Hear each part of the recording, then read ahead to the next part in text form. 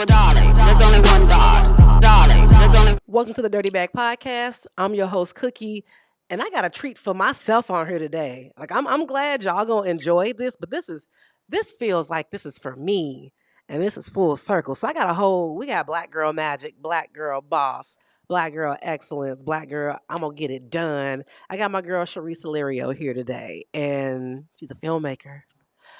I'm gonna let her pop her shit, to be honest, because we're gonna get into this journey, and I really hope that y'all learn something about staying the course and being in your lane. What's up, sis? Hey, Hitting this I'm so excited to be here. Like, finally, the cards have aligned and Hold we up. here. Let me speed them up real quick. So, y'all, when I made the decision that I was gonna leap during the pandemic, quit my job, move to Dallas, and start this podcast, she had to babysit me until she had to make me take them training wheels off and get Yes, about my yes. business. She's so damn Hmm. organized. Like we would have these creative calls, and we're gonna talk about boundaries on next. I'm so glad you finally said something. We're gonna get into that. But yeah, a lot of us going on here would not be without her. So thank you for all you did for my Mm. whiny ass. Girl, anytime I know how hard it is to like have an idea and actually bring it to life. So if somebody come to me and like I need help. Like I'm gonna help you. I'm gonna encourage you. I'm gonna Right. give you what you need to so you can stand on your own 2 feet and like keep it moving and grow. So it was an honor to help out, and I'm excited to see like what you've been doing, who you've been talking to. So yeah, for sure. You know I got your back. Cause wait, was that 2016 or 2017 where we met at Applebee's, I feel like, when I was in St. Louis. Yes, yes. It had to be. God, that was some years Yeah, ago. it was like 2016. Yeah, It was yeah. That's still during the crazy. Yeah. protests. And when we left, I was like, one day I want to work with her, but I ain't gonna say nothing yet. I was like, when I get my weight up, y'all, we gonna get I was like, one day, because you was on your grind. Yeah, So I ain't been playing with nobody, not even myself. I'm gonna write that down. So tell them about yourself and kind of how you get down and what it is you do, how you do it. Yeah, so I'm in, and I learned this from you. You told me to toot my horn a little bit. You know, I tend to be humble, so this Pop is it. who I am. I'm an award-winning writer and filmmaker. I have worked with Netflix, Oxygen Network, Comedy Central, um, MTV, to name a few. And I'm currently working at an Oscar winning production company in Los Angeles, which I Let's recently moved to. go. Yes. The LA move. So I Hmm. feel like what was it, a year ago? LA came up somehow. Did you Oh, well it oh, came you up? talking about here as far as talking about it? Hmm. Yes, the actual move. Because I remember it coming up and I'm just like, man, you like it was always like the conversation was, you're gonna have to leave St. Louis, right? Yes, You know yes, you're gonna have to yes. get out. That's born and raised in St. Louis. Like, Born and yeah. raised. Um. So in 2020, my husband and I were supposed to move to LA, but the pandemic just messed up the whole plan. So like earlier this year, me and him were like just in the kitchen, casually, probably getting something to drink or whatever. And he turned to me and he was like, "So when are we setting a date? Because it's been 2 years. We into the pandemic. This thing could be here another 5 years from now. Like we don't want to, delay things for something we don't know what's gonna happen." So we were like, well, let's do August 2022. So we set that date. We said, no matter what happens, we're going to make the move. And that's exactly what we did. And when I tell you like alignment, like when people say like all the cards aligned, I'm like, okay, that sounds amazing. But to actually experience it, like that's a whole nother, I still haven't wrapped my head around it. Man. And you documenting the whole journey. Y'all documenting like the trees. The whole The road fruit. trip, the whole 7 day road trip. I want to see all this is new. I want to remember every single thing, and then like it was the most epic thing ever. Just driving from St. Louis to LA, over 7 days, seeing things I had never seen before, Mm, experiencing things I hadn't experienced before. It just set me up for like this new experience to like get used to doing things that are different, getting used to stepping out and trying something new. right. So it was like the perfect way to start the new chapter. But running back though, because we even talked about the accolades. Everybody sees the what. They don't see the how behind the what. So how long you been in the game? Because this is important. So I 10 years ago from this past May, I said I'm going to work in film and TV. So it's been 10 and a half years. You put Um in work. yes, not giving up, trying everything I thought that I wanted to do instead of film and TV, and realizing no, that ain't it. This ain't it. And just coming back to the what I know, like in my heart and soul, is what I should be doing, and finally saying I'm a push fear aside and take that leap and continue to take the leap. And like I'm the type of person where if I'm not perfect or amazing at something up front, I'm very hesitant to try it. But Oh, come on now. Come very hesitant. on. I want to be A plus the first try, right? So putting myself in a position where that wasn't the case at times was hard, but it was all worth it. All worth it. Tell us about the moments where you knew this is what you're supposed to do, but you decided to keep trying other things. Yeah, so I studied communication in undergrad. Graduated in 2009, one of the worst times to graduate because of the economy. Like we had a recession and all of that. So it was hard for people to get work. I was afraid to take this leap and chance and work in film and TV because I'm like, I don't know anybody. I don't know where to start. I don't know what to do. I had already like worked at the campus news station as an anchor and a reporter, and I had also done like a short internship with the local TV station. But again, I felt like I didn't know what I was doing, so it was hard for me to show up. I had anxiety like on 1,000. I just couldn't do what it was I wanted to do because there was too much I felt like I was unprepared for. So I just got a regular job. Like I said, I'm going back to school. I'm gonna just delay this process because I don't feel like I have what I need to like create my own lane and really do something. Right. Um, and also when I was doing that film internship, something like tragic. You know what I've realized that a lot of times when I've had the most highest points in my life, it's been right parallel to something like very tragic. Like when I graduated college, it was not only the recession, but my uncle was on the verge of being executed. Oh, So I was dealing with that and I was like, this too much. I'm gonna just take the safe lane. I'm gonna just go get a job and go back to school for another 3 years. So that's what I did. So I got my master's in media communication and worked at the government for from like 2010 to like 2012. And it was just something to delay what I was afraid to do, what I was afraid to try. I was afraid to put myself out there. So I was like, well, I got a degree in communication. Maybe one of these other things would be something that I could do that I would enjoy. man. Communications major here, mass Yeah, comm journalism. And they were like, they don't make no money. You might want to go into sales. And within exactly. years, That too. safe. That too.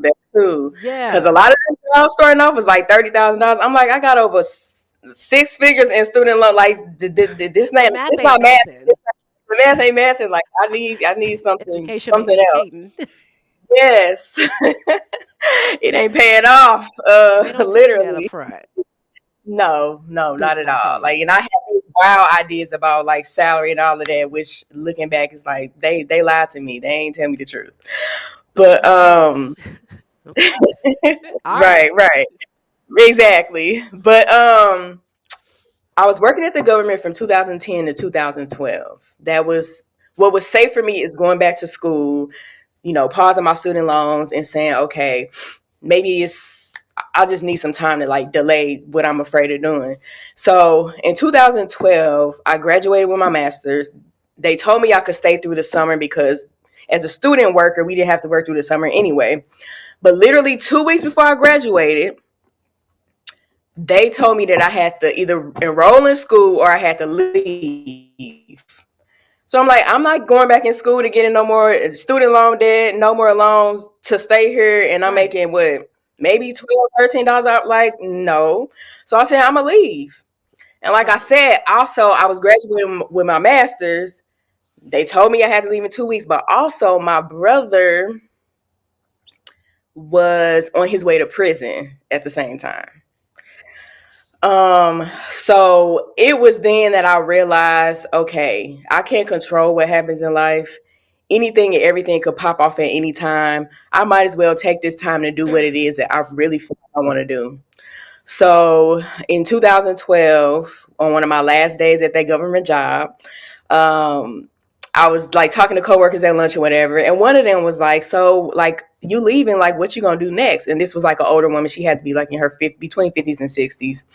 And I was like, "Well, my dream has always been to work in film and TV, so like that's what I'm gonna do." And so for whatever reason, she like had an attitude and like scrunched her face up and was like, "You too nice for that industry. Like they gonna eat you alive." And I was like, "Well, first of all, like where is this coming from?" Me and her had talked every day. I had never experienced this kind of aggression or whatever from her. And honestly, for the next couple years, I think I kind of believed her because I didn't do any of what I said I was gonna do. Letting people talk fear into your plans. It's the Yeah. projection for me. Yes, the projection. So from 2012 to 2014, I was doing like temp jobs or whatever. And then in 2014, I was like, okay, maybe PR will be it. You just I think that was trying 2013 shit. actually.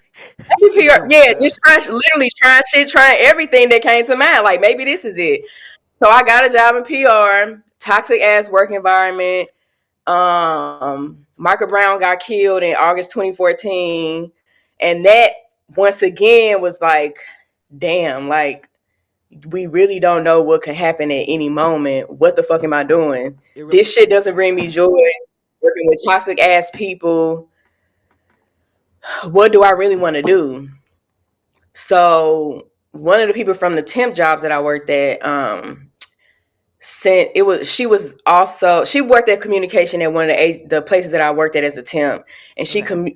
connected me with a local Black journalist organization, and they received an email from the Root, which is a Black digital magazine, saying that Right. they needed some writers over Ferguson and Michael Brown's murder. So I was like, one thing, I love writing, like I need to do that. So I wrote my first article for them, led to like two or three other articles, and like for 4 years, like I wrote for them, like on the side as a freelancer, and I really enjoyed that. But I was like it's still something missing, right? That's something So missing. I reached out. It's still something missing. Like this is cool. I like it. But it's not quite there yet. You know, it's like on the way, but it's not it. Right. So I reached out to a local TV station and was like, where I had interned at for like some weeks, some years before, but stopped because I was scared as fuck. Well, scary. Just scary Scared. ass. Just scary. I definitely scary ass. Scary all for whatever reason, but that ain't me no more, thank God. Um and I was like, can I get back in? Like this is something I really want to try. I was an intern, became a producer within months, helped launch a whole TV show, writing it, producing it. And so from there, that's when 2014 is like really when things were like, okay, film and TV, like I'm enjoying this. I feel scared as fuck, but it's also exhilarating as fuck at the same time. I'm never bored. Like literally I've had jobs where I've been falling asleep at the desk. Yeah. Don't have none of that no more. I can be creative. I can be also my organized side, my organized brain. I can feed all the different parts of myself. Oh, she's so organized, y'all. Oh my God. And and from that point on, I was like, okay, I'm not giving up. Like this is it. This is it. And I'm gonna do this until the day I take my last breath. And so yeah. Yeah. That's how I got to like this is what I'm gonna do. But you, in that 10 years, you always had a job, whether it was a job Yeah. that you hated or a temp job. Because, now we're in this culture of, and I think I probably got caught up in it for a little bit too, where it's like, what y'all doing? Fuck, F these jobs, you need X, Y, Z. But as somebody that's Mhm. been in the game of your passion for a long time, you can speak to the importance of making sure you bring in something in, though, for those that don't want to just go the entrepreneurial route altogether. Yeah, entrepreneurship is stressful as fuck. I mean, it's especially if you're trying to do it with some type of support to create that structure to determine what it is exactly you want to do and how you want to do it.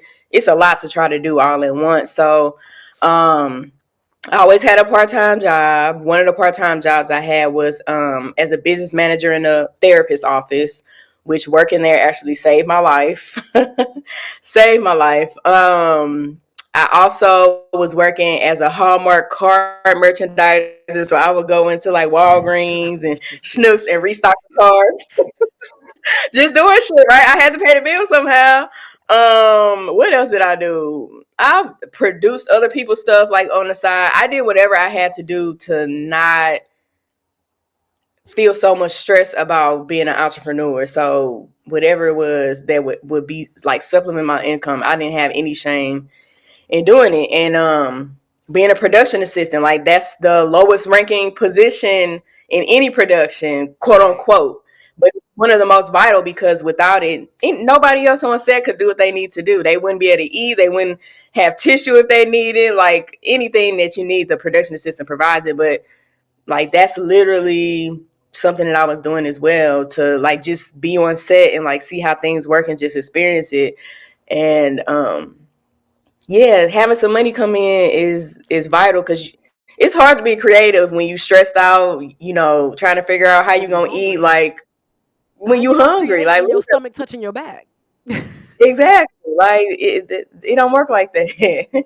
So how do you feel then when you, because I mean, obviously, because you've been a creator for a long time, when you see kind of this wave on social media now, people are just, I mean, I don't want to say overnight sensations, but people looking to go viral quick to become a creative and just, you, as somebody that's paid their dues, do you see it as working smarter or do you see it as, like, what's your take on it? I feel like slow and steady is the best way. Not only because you really get to evolve into who you want to be as a creative, but you also get to mature as a person in the ways you need to sustain whatever fame or big audience or whatever it is that you end up being at. Because that overnight stuff, like that's a big adjustment. Like, you know what I mean? All this stuff coming your way, it's easier to lose yourself in that like microwave, Yeah. popcorn type of success thing. And what I really enjoy though is like when I see people who've been doing it for 10 or 15 years, and then to everybody else, it looks like It it's looks a like overnight. overnight sensation. But nah, they've been grinding for half your life. So yeah. Yeah, when I found out how long Issa Rae had been in the game, because I found a writer on LinkedIn who was the Hmm. inspiration behind Awkward Black Yeah. Girl. She saw an article that girl had written in like 2010 asking, "Where's the nerdy black girls?" Like this, this, Mm. this journalist wrote this, and Issa saw it, and that was her sign to move forward. So we're Hmm. all inspired by something. I'm like, "Dang, Issa been working for a long time." So that's true. I can see that. Yeah. And Yeah. it gives you time to grow and learn from your mistakes and maybe see how you deal with life adversity. Because Exactly. think Yeah. about St. Louis, girl. You're going to go through some shit. It builds. Woo. Woo, Lord. I was thinking about it the other day. Like, I done been through a whole bunch of shit. Yeah. The fact that I'm like where I am is just like, I don't know. It blows my mind for real. But yeah, it builds confidence. Like, if I would have been where I am like even 5 years ago, I wouldn't have been ready. Like internally, like your Come on. internal position is what sustains what you're doing on the outside. Like Oh, come I wouldn't on, have been ready. Pastor.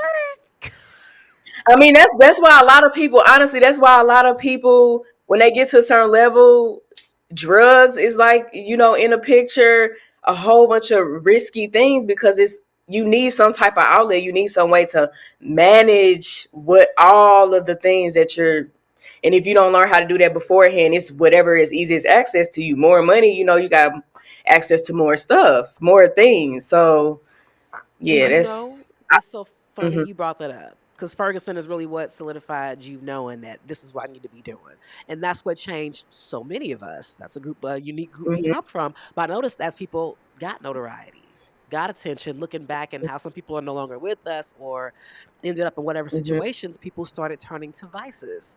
Like folks weren't Yeah, prepared for how to deal with that level of attention. So maybe it was drugs, exactly. or maybe it was sex, or what? Maybe it was alcohol. So you right that slow and steady. If it's filmmaking, activism, Mhm. dancing, whatever it is for you, you do need to develop that internal muscle, which is why it's so dope with you. Yeah. We can get to my next question. Mental health is huge Mhm. for you. You do not play. No. Even inspired one of your No. biggest pieces of work. So Mhm. go. I'm gonna Mhm. let you tell them Okay. about Black Girl Blue and how you intertwine that Yes. with your life. Yes. So Black Girl Blue is my first produced and crowdfunded short documentary where Black women talk about the strong Black woman expectations, stereotype, and how that impacts their mental health and wellness, along as well as like their ability to heal or like seek help and like just talk about like what they've been through. And it is for me like a love letter from me to Black women because it's what I needed to hear when I was going through some of the darkest moments in my life. And I really produced it as a way for Black women to share their truth. Like, this is something I've been through. This is how it's impacted me because Black women are expected to take weight on their shoulders, on their back, everywhere, and not quote unquote break, crack, need help. So I wanted to shed light on we are human beings first of all. Like we have a capacity, we have a threshold for all these things. So don't expect us to like be super women because that's not who we are. We're people, we're human. But also like shed a light on this is what some of the women who you look at every day at work, walking down the street, this is what they are going through or might have been through, and that impacts like the way that they interact with you, like the way that that they operate. And so it was important for me. Say that I created the film to give Black women a space to share and be, but this film, as well as working in that therapist's office, has saved me. Um, I'll go back to like where the idea from the film came from, like why Black Yeah. Girl Blue. So if I look back on my life, I've been traumatized in all the ways you can be traumatized, from childhood sexual abuse to sexual assault to like being bullied, car accidents, all of that. Like I've been traumatized by so many different things. And I've recently learned that like dealing with multiple types of trauma growing up like literally affects your brain, the way your brain develops. Right. Um, so I've been traumatized since probably I was in kindergarten, elementary school for sure. I've been traumatized my whole life. And that caused me to be extremely self-conscious, the different things that I experienced, as well as anxious and very quiet because I was afraid of I grew up in a predominantly white environment, and so I was afraid of how I was being perceived because I heard things like "you're ugly because you're Black." I had a classmate, sniff me one time and was like, "Oh, you smell good. I thought Black people stink." So shit like that was like, okay, Ooh. am I an alien? Like, Right. okay, like. So I was like, I'm gonna protect myself. I'm the only person who's gonna protect myself in this environment. So I gotta kind of shut down a little bit. So the way that I expressed myself though was through writing in my journal. I had a journal in probably second or third grade, my little notebook. Right. And my family got a camcorder to record my brother's football games. I used that to record myself dancing, singing, acting, and all of that stuff because that was where I felt You safe. was the first TikToker. I was the first TikToker before TikTok was a thing. Yes, yes, and I still got the tape. to prove it. Release the tapes. Yeah. So film and video was always a way that where I felt safe. Like I would wait till everybody left the house and like do my thing. It was just me and that camera, and I could really be me. So fast forward to 2016, where my favorite uncle, who always encouraged me to write and to be creative, passed away unexpectedly, and he lives with schizoaffective disorder, which is a mix of schizophrenia and bipolar. Ooh, So wow. he was toward around that time, his mental illness was progressing to the point where he was very paranoid. Like, for example, he wouldn't eat my grandmother's food because he thought she was trying to poison him. And he became aggressive to the point where like he lashed out on me one time, and it was so hard for me because that had never ever happened in our entire relationship, and I didn't know what to do. I didn't know how to take it. And what I did do was what I experienced my mom do with her dad, which was his dad, who lived with schizophrenia, and that was kind of distance myself. Like I remember my grandfather leaving irrational voicemails on the phone, and like my mom wouldn't pick up, or she would just like walk away. And so that's what I distanced myself from him. So when he passed away, I was like, damn, like I ain't been talking to him for like the last year or whatever. I felt guilty because of that. I felt like, damn, like maybe he died from a broken heart because like I was like one of his favorite nieces. Like, why couldn't I have done something different? Like, why didn't I understand? But mental health was also something we never talked about. Like, Right. Right. never talked about. It was something you saw. You knew something was different. You knew something was off, but it was never explained what or why. Right.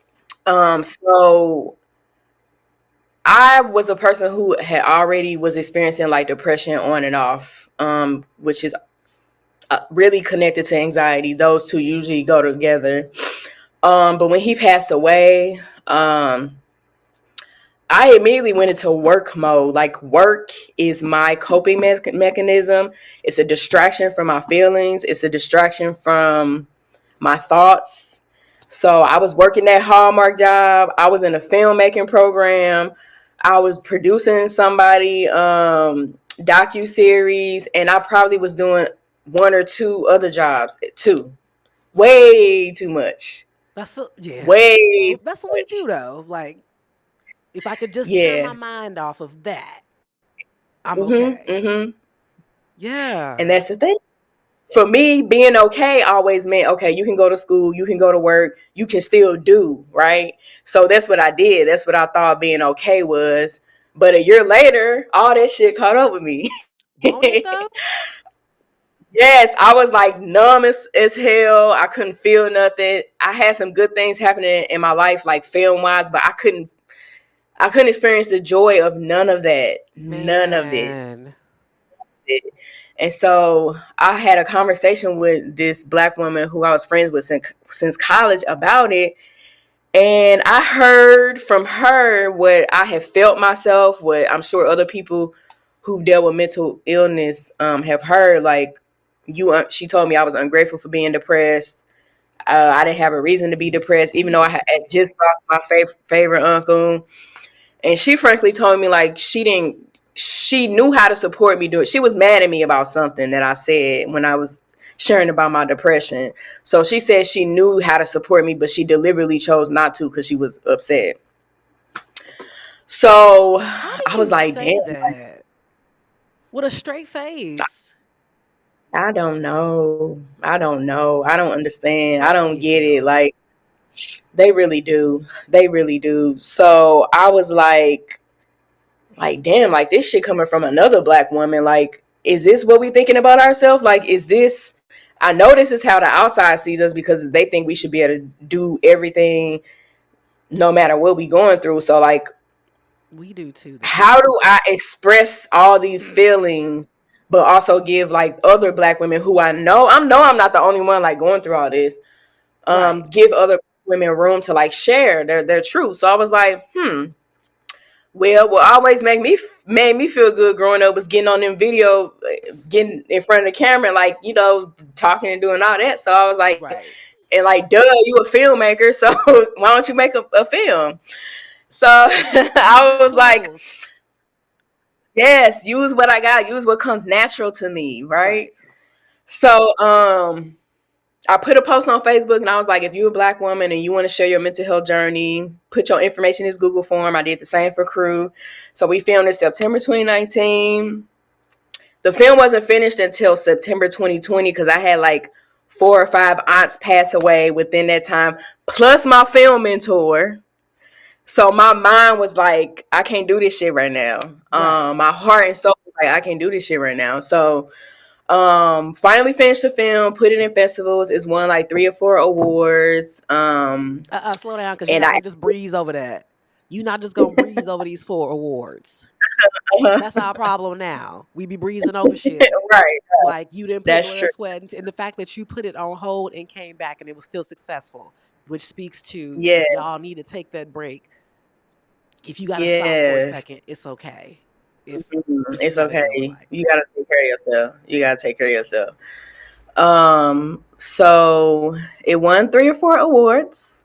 Praise the It's Lord. screened in the UK, Atlanta, New York, LA, St. Louis, and I actually have a screening at a festival in New York this coming February. So it's still screening, it's still It's getting out up. there. It's stuck up, It's up yeah, stuck, it's, up stuck. yeah, Look, yeah, black girl yeah, winning. You go from black girl yeah. surviving, black girl healing to black girl winning. Yes, yeah. I love that. See, I'm gonna have to use that. Can I have that? Can You I, gotta do, but you gotta use like photos. Like she can cut her hair, y'all. Y'all don't know she was Rapunzel, so she chopped her hair off. And I was like, when black women cut their hair off, they about to change their life. I've done it twice, and I change my leg every time. Every time. You gotta like So add the photo with the season. yeah, the progression. Yeah, from then to where it's at now. Yes, I love But it. what was it like with all of these? Because those were a lot of stories, different black women Mhm, telling their stories. So how was that mhm, for you? Because you really big on boundaries and knowing what you can take in and what you can't. So you have this whole mhm, project that's really surrounding like unpacking trauma. So how was that mhm. experience for you while still maintaining your journey to healing that you were on? It was traumatic for me. That's what I'm saying. It saved my life because so when my uncle first passed away, I started going to therapy. At the mention of the woman who I was working with, she was like, "Your uncle passed away. I see, boom, boom, boom, that you're doing differently. Like you eating your breakfast at work, which tells me that you're not having time in the morning to like take care of yourself. You showing up late, like." You need some help. You need help. So I went to therapy. It was good for a minute until I was sharing some about this childhood sexual abuse, and the therapist told me, well, imagine what that person probably dealt with. Like they were supposed to help me somehow. So I was like, fuck this. I'm not doing this right now. I took a pause for like, that had to be like 2 years, 2 or 3 years. And so when I was shooting the film, my anxiety was on 1,000. Like I could literally feel it. I call it vibrating in my body.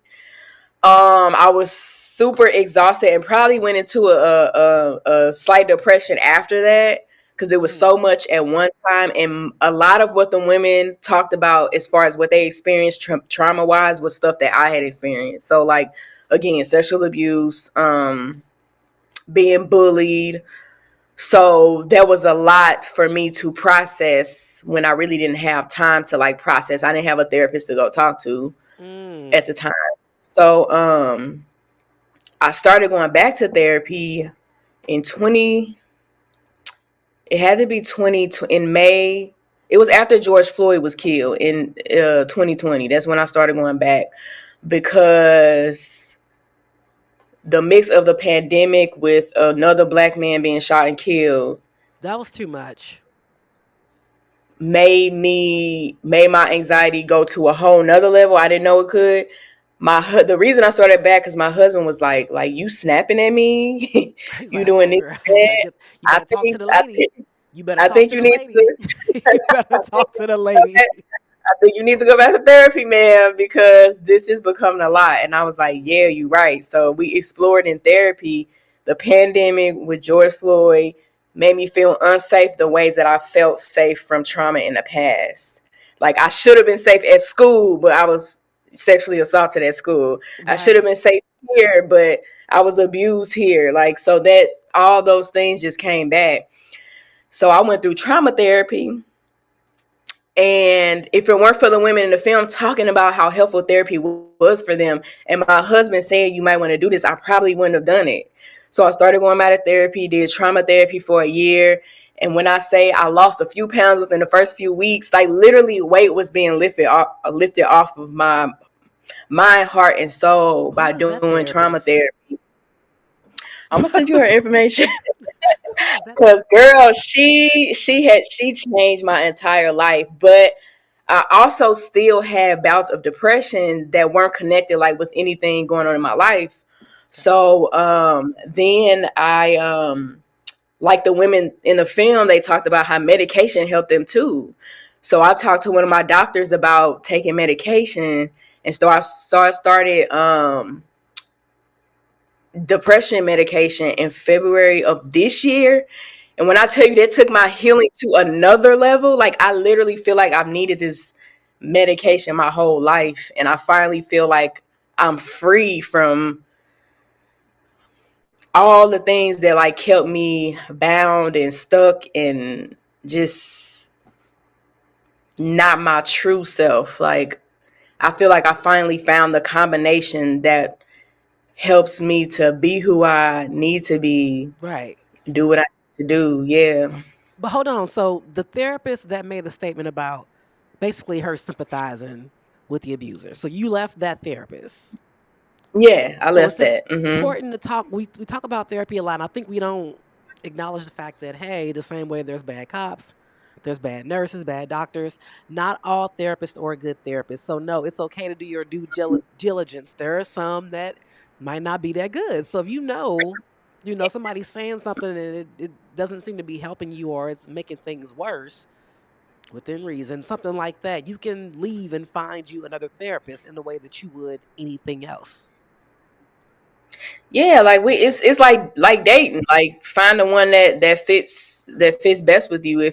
If you don't feel like you're being hurt, if you feel like you're being judged, like that's a red flag. If you don't feel like you're being hurt, if you feel like you just, talking to yourself and they're not really, listening or like When you talk, I've had that happen those, before actually. Sometimes they might be those having are a bad signs. day. They might not like me Yeah, as a client.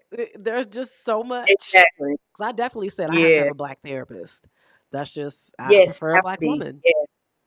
Yeah, same, same. Both of mine were black women, and I'll always have a black female therapist. So yeah, There's that. And then I hadn't thought about just straight on full on trauma therapy. And I think that's probably important. I think all of us need yeah. trauma therapy. All of All us, of us every need single it. one needs trauma therapy. Everybody needs trauma therapy because the thing is that like what's traumatic for one person may not be traumatic for somebody else. A lot of things were traumatic for me because I am a sensitive spirit. A lot of things impact me deeply. Right. Um, and part of it was like me being already being insecure about myself and like people saying these things about me every day, like just, made that have a deeper root or whatever. But still, like trauma therapy is specific for every single person. For me, it looked like confronting those moments where I felt ashamed, where I felt like things were my fault, when I felt like what people said about me was true, what happened to me was my fault, what happened to me was indicative of who I am, and like basically reframing those moments, like basically reclaiming your power over those moments. Like those Come things on. happen in my life and they happen to me, but they don't have to determine who I am, who I become. Like they don't have to define me. Come on. You need to And light up when you that was say it. that was the biggest thing for me. Like people call me ugly every day. I believe that. Yeah, just it offered a freedom that I needed from all those things that I just collected like over the years. And so, with all the ladies that were in the film, like when y'all were done, what happened? Like when you were done and wrapping up, and y'all kind of reconvened, what did those interactions look like after everybody just poured their heart into this project, and now you gave birth to it? Like, what did those interactions look like afterwards? Yeah, so basically, I made sure that like I gave each one of them a gift, like after they wrapped for the day, just like a self-care basket, like with a coloring book, because that's been proven to help with stress and stuff, and like affirmations and all that type of stuff.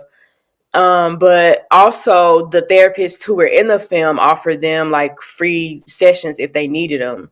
Oh, Because I didn't want to just like receive these women's stories without offering them support if they needed it, because that's the whole purpose of it, is to realize that we need support too and find ways on how to get it.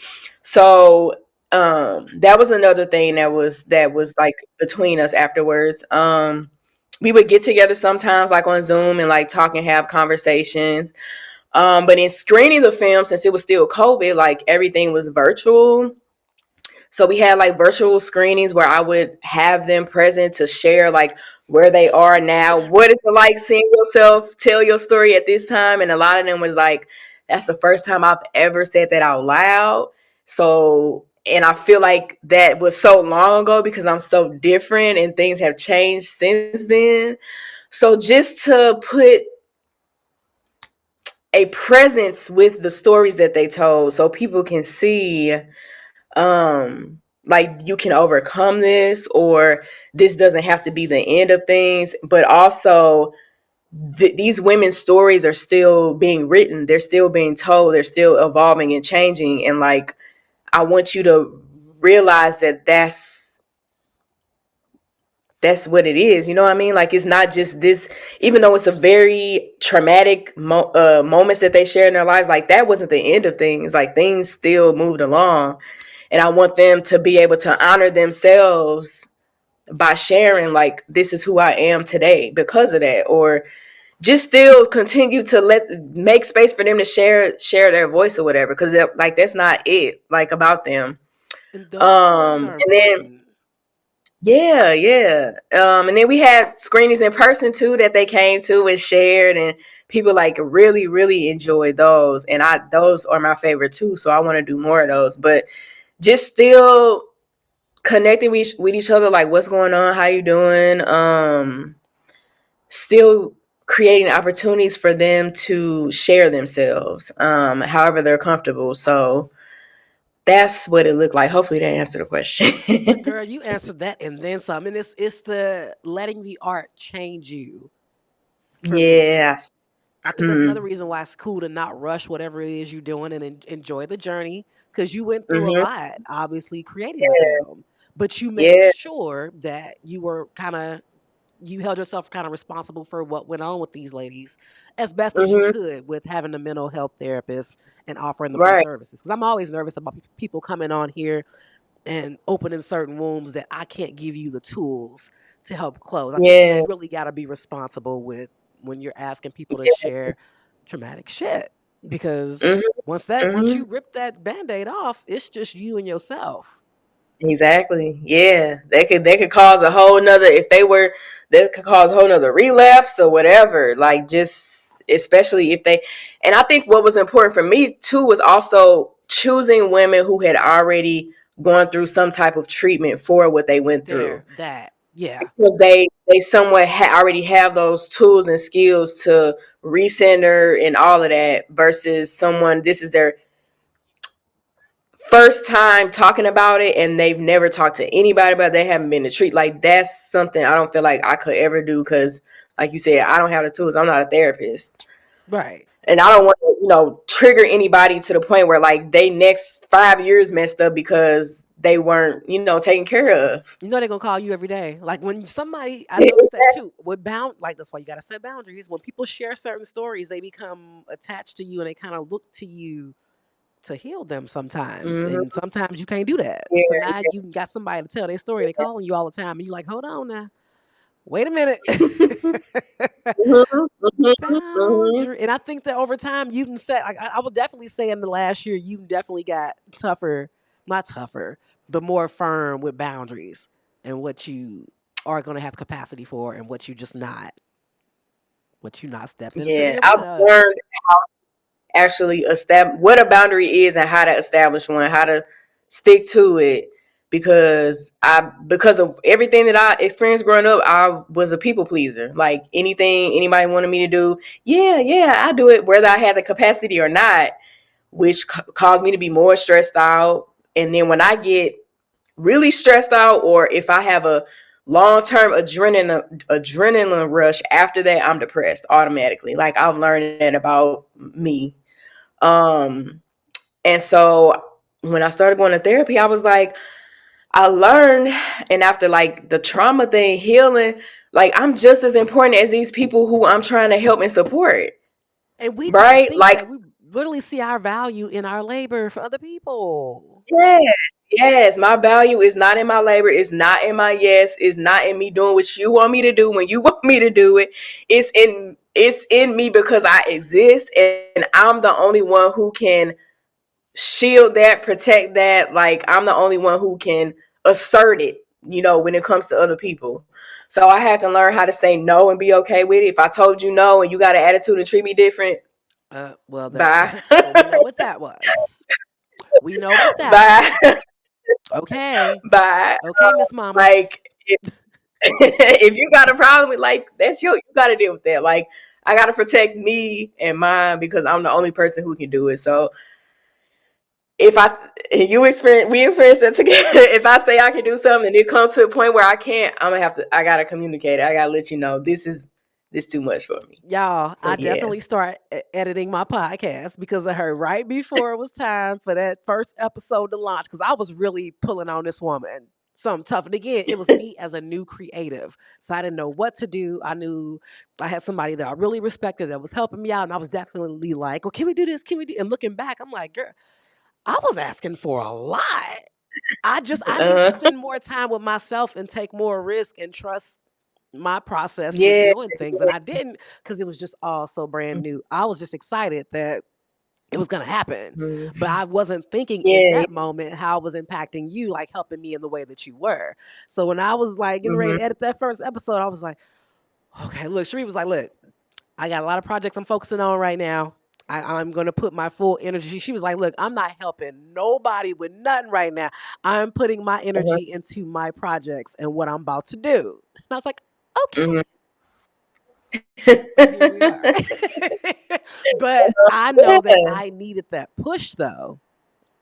Because as Mhm. tough as Mhm. these processes are, being a creative, there is beauty in the journey. Because it's like, whoa, I didn't know how to do this 2 years ago. I'd have never thought I'd be Exactly. sitting in the studio editing almost at midnight 2 years Mhm. ago. That was Mhm. the one thing I never wanted to do. I'm like, she can edit. No, Yeah. girl, you're gonna learn how to edit. You're gonna learn how to do your own shit. We know you don't like it, Uh-huh. but you need to Yeah. learn. And Yeah. you respect yourself more when you know what I'm saying? Yeah. And then whether or not somebody else is doing it the way you like it done, or if they doing it wrong or right, because you in the trenches, you've done it yourself. Like you're aware. Like that way, like somebody can't take advantage of you because right? Because nobody could ever make podcast clips for me from these episodes. They don't know how my mind works. So when I do things, I'm like, Exactly. nobody else could have ever came up with those. Because it's just the message that Mm-hmm. I want to. So I mean, that is a message for Yeah. creatives, that learn how to do some shit. You get your ass in the game, get off the bench, and do some stuff for your damn self, so you know what it is when you do bring other folks into Yeah. your vision and your baby. Like raise your kid Yeah. But first. also, like, I've been scared my whole life, but like, don't be scared to just do it. If you fall flat on your face, you got the tools to get back up and keep going. Everything is a learning experience, like literally.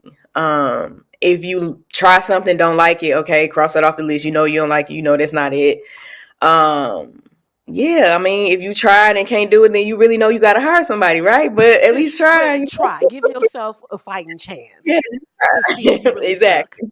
Maybe you don't Hmm. suck at it. You just ain't tried hard enough. Exactly. That too. You haven't exhausted everything. So, but you out here in LA, you're sunny living. Like, what's next for you? Like, what can we expect to come up? What you got in the chamber that you can talk Yes. about? So the whole, like, I really need to sit down and write about just this whole journey, but like just getting here, like how everything aligned where I am right now. But what's next is working as a production coordinator at Breakwater Studios, who is Oscar nominated and won an Oscar earlier this year in What? What 2022. in So the I'm the world? first and only production coordinator there. So I already, been doing my thing in a role for a couple months now. Recently got back to LA from New York working on a project with YouTube.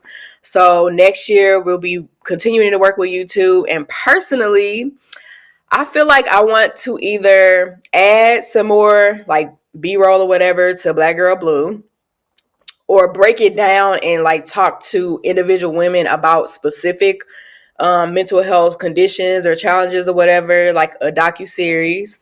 The other thing that I have in mind is like doing a follow-up to Black Girl Blue, because anytime I screen the film, the question is always, where does this strong Black woman myth, like where does this come from? And so I want to explore it from the origins of Mm, enslavement, because I feel like that's where it began.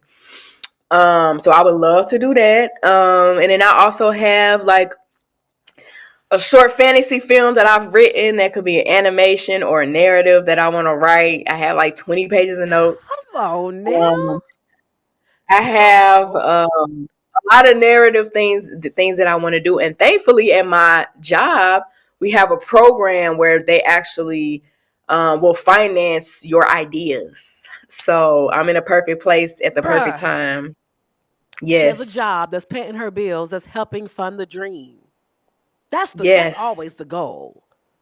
I don't think Yes. people Yeah. mind not working for somebody else if it's something you truly love and it's really feeding your spirit and No. ultimately, Mm-hmm. contributing to your Yeah. dream and your Yeah. legacy. Exactly. Yeah. Yeah. Girl, So yeah. it's Yeah. blessings. It's a dream come to life. Like the way that I got this job is like the way that everything happened here just like literally does not make sense. Like there's no way I could have planned any of this better like myself. Like the people who I'm working with now, I met them in Missouri working on a project. They found me from Brown Girls Doc Mafia, which is a database for women of color in documentary.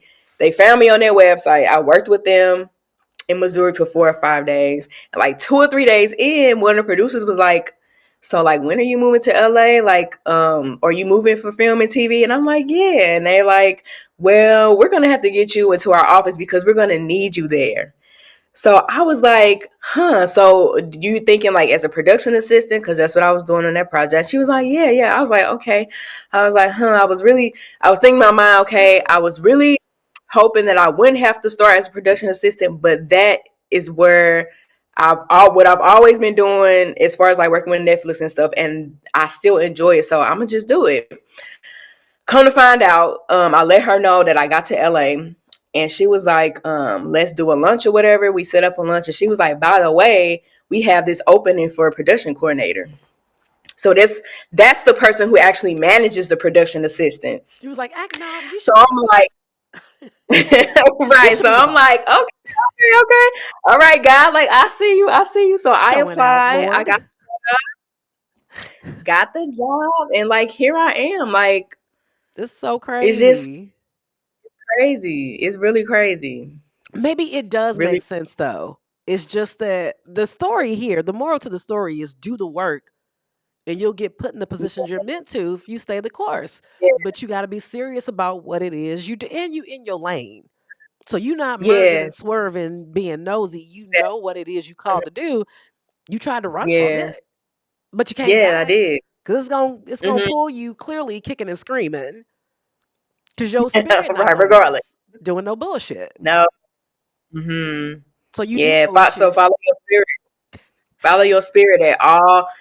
Every inkling, do you feel like I should do this? I should do that. Do it, because I just think if I never would have signed up for that database, how would they have found me? They wouldn't have found me. Little Something told me things.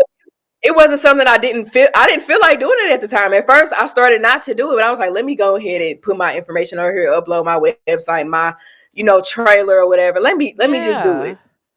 Ain't it when you don't feel like doing some stuff? That might be a message in there Mm-hmm. too. If do it when you don't feel like it. When you Yes, don't feel yes, like it and you press through and you stay the course is when the blessings come. Clearly. It yeah, ain't when you in the mood, which is probably why people fall off from stuff so quick because they do it when they yes, feel like it. yeah. You never Hmm. gonna And always a be lot in of the times mood. I don't feel like, yeah, Child. There's so many yeah. Girl, gems in here. Y'all, 10 years. She right said, y'all, 10 years. there. In 10 10. years. Don't be complaining about Yeah. nothing. Look, I talk to myself when I say this. Don't be complaining about something you've been doing for a year, 10 months. You ain't even put that time in yet. I was telling folks when you're a Yeah. change agent, I was talking about the whole Deion Sanders thing, which is not related, but it kind of is. Everybody was like, Hmm. how long is long enough? I was like, when you're doing a thing and you're a change agent in any type of way, like 3 years is really scratching the surface. It is. Yeah. Yeah. No time frame is gonna be too long because you working towards it and you know and believe that it's gonna happen. If it's 20 years, like I think about I always had this idea like that by this certain age I would be doing this and that, and I'm like, okay, maybe it's gonna be 50, but I worked for it all this. You know how rewarding that is to work for something all this time and get to that point, like, like I don't know, like I don't. Yeah, You yeah. just work. You don't put a number on it, you just work. It's okay to Yeah, set don't put a goals. number on, don't put any limits on it. Don't have expectations and dreams and what you believe in about it, but don't put any limits time wise because as I've heard before, like the creator's timeline is always different than ours. The creator knows what we need in order to sustain where it is that we're going. That what we call or consider that, and that all takes time. Pass the So plate. yeah. Pass the but just Yeah, keep like just keep working. And y'all know we're gonna yes, continue this conversation because and I'll be anytime you pop up on social media. The thing is, y'all, she will dip for a while and then pop out with an announcement. She always when she put her head down, when you put your head down, I know you working. I don't know what's yeah, going on. And yeah. then you just pop up like, oh, by the way, got an award, guys. Oh, by the way, just wrapped up this film, nothing major. Just there's this plaque. All right, bye.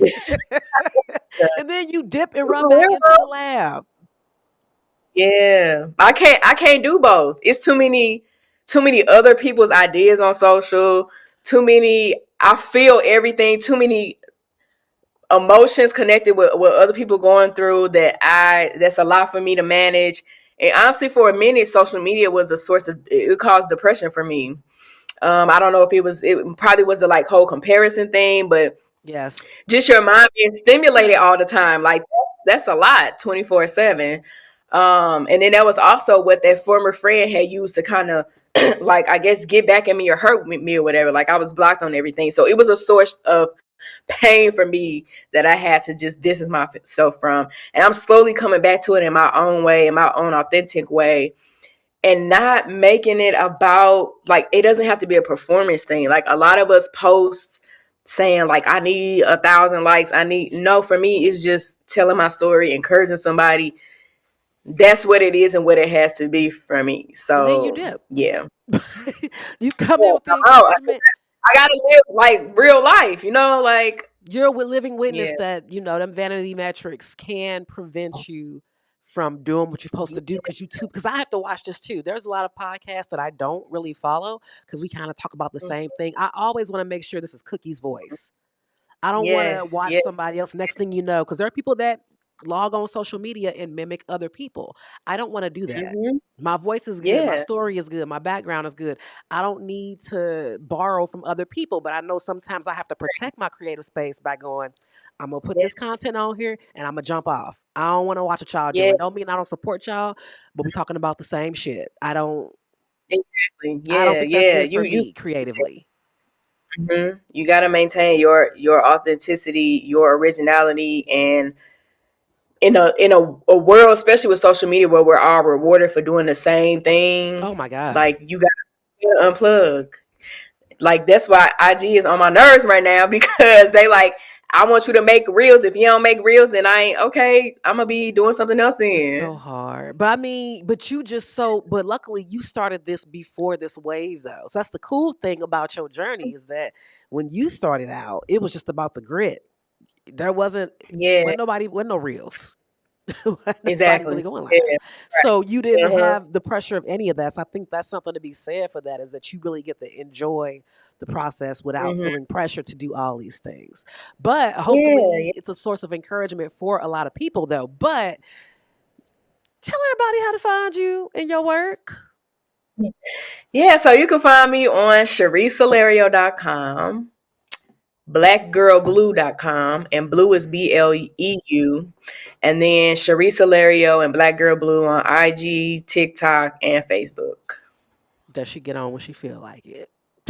I'm gonna start getting. I said this the other day. I'm gonna start getting on Facebook more often because Facebook really messed with me. Like compared to the other places, That's because we Facebook, old. yeah, come through. That's because But girl, that's for them I'm young old. kids. TikTok, I did TikTok because I was forced to. That's for them babies. Uh, I do what I can on yeah, that's for the this is they black planet, and you know what? right, Fine. right.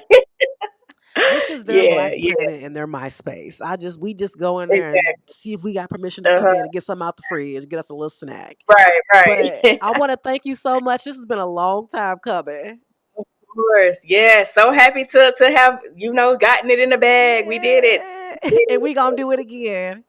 So, Yeah. y'all, whatever we in right now, y'all already know what it is. Wear your mask, wash your hands, socially distance, and when you get a free moment, please remember to clean out your dirty bag. Till next time. Well, darling, there's only one God. Darling, there's only